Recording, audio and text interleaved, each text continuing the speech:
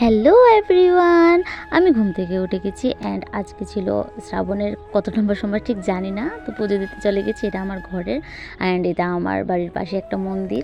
তো পুজো টুজো দিয়ে আমি একটু রেডি হয়ে যাচ্ছি, কেননা আজকে একটা খুব স্পেশাল একটা দিন অ্যান্ড আজকে একটু যাওয়ার এই গলাটার সাথে কী কারণ পাবো সেটা বুঝতে পারছি না। চলো দেখি, লাস্টটা তো দেখতে পারবে। আর এখানে আমি খুব ছুটে ছিটে রেডি হচ্ছিলাম অ্যান্ড আজকে যে জায়গাটাতে যাব সেই জায়গাটাতে অনেক দিন ধরে প্ল্যান করছি যাওয়ার জন্য, বাট যেতে পারছিলাম না, সেই জন্য একটু সাজুগুজু করে নিচ্ছি। অ্যাকচুয়ালি আজকে আমার একটা ফ্রেন্ডের বার্থডে, সো তার জন্য প্ল্যান হয়েছে যে ওর বার্থডেতে আজকে যাব অ্যান্ড কার বার্থডে এটা এক্ষুনি দেখতে পারবে।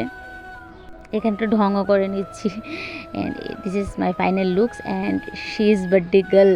তো এটা আমার খুব কাছের একটা বন্ধু যার বার্থডে আজকে।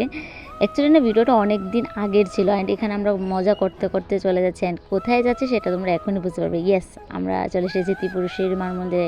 এখানে না সাথে সাথে ঝপঝপে বৃষ্টি নেমে গেলো, তো কী করবো, সেই জন্য এখানে দাঁড়িয়ে একটু গল্প গুজব করছিলাম সবাই মিলে।